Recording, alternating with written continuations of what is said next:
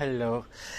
Petite vidéo de la centrale Land Power 2000 Pro.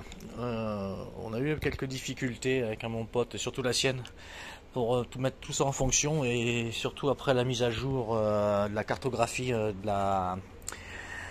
l'application. Mais il y a eu un super SAV, ça a pris une quinzaine de jours.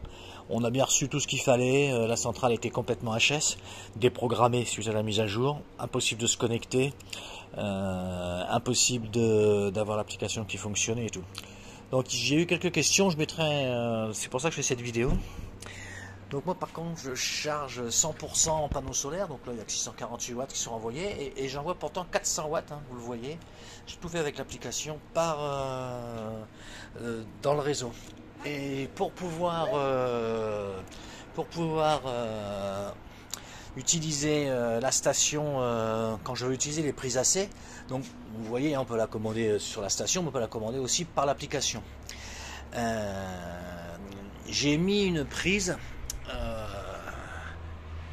c'est la grosse prise blanche qui est là, connectée, qui me permet de faire des réglages, parce que quand vous mettez le mode AC en marche, eh bien, ce qui se passe, c'est que vous avez, vous tirez sur le courant du réseau.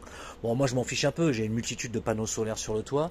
J'ai dédié 850 watts de panneaux solaires sur le toit pour cette station. Ce qui m'a permis d'enlever mon convertisseur que j'avais ici pour cette batterie. C'est une batterie 200 ampères lithium. Je fais quelques vidéos sur le lithium et tout. J'alimente tout ce qui est un réseau de caméra et autres en 12 volts, et je ne recharge plus cette batterie au solaire aujourd'hui. Ça me coûte moins cher au final d'avoir branché, c'est pour ça qu'il y a un petit programmateur, d'avoir branché le chargeur qui est vendu avec la batterie. Et les chargeurs que vous voyez ici, ce sont des chargeurs, nous on est 100, 200, 300% électrique. On a très peu de choses qui fonctionnent au thermique. C'est comme ça. Donc on peut réinjecter. Je réinjecte actuellement pendant 2 fois 2 heures 250 watts dans le réseau.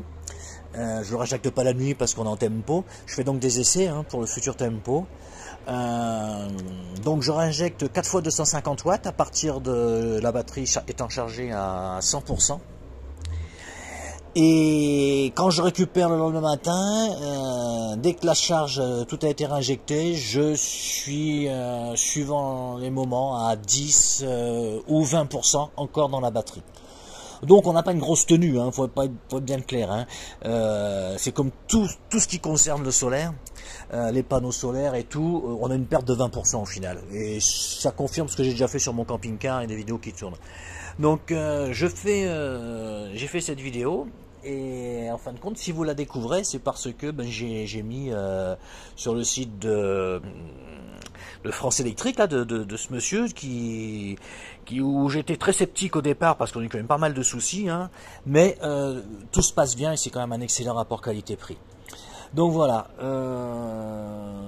j'ai plus trop grand chose à dire, mais sachez que l'alliance de pas mal de matos fait que je pense que c'est un outil assez intéressant. Je vous ferai des retours un peu plus tard. Faut savoir qu'aujourd'hui, moi, j'ai beaucoup de solaire, j'ai du solaire à la revente, j'ai du solaire depuis 2009 en revente totale. L'autre c'est en revente et autoconsommation. J'ai un camping-car où je suis 100% autonome, été comme hiver. On a un four micro-ondes, on a un grill, on est qu'électrique d'ailleurs. Il n'y a que le chauffage qui est au gaz, je ne veux pas du chauffage fuel, ça c'est gasoil, c'est autre chose, ça c'est mon problème. Et franchement, ça me remplace, j'ai un groupe électrogène et je sais aujourd'hui que ça va me remplacer mon groupe électrogène dès que je vais réinjecter. Parce que cette station, si vous n'avez pas de courant dans le réseau, parce qu'il y a une panne de courant, eh bien, elle est autonome et elle peut réinjecter dans le réseau quand même. Donc, vous pouvez brancher vos disjoncteurs et tout. Bon, ça pourrait faire l'occasion de notre vidéo que je ne ferai pas.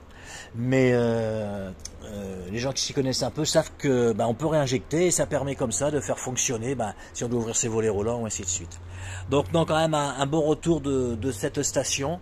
Et j'espère que cette vidéo pourra vous aider un peu. Ah oui, je voulais vous dire aussi, donc si vous avez du mal à traduire tout ce qui est en anglais dans l'application, car elle est malheureusement en anglais, il vous suffit tout simplement de télécharger Google Lens, donc Google et Lens, L-E-N-S, et vous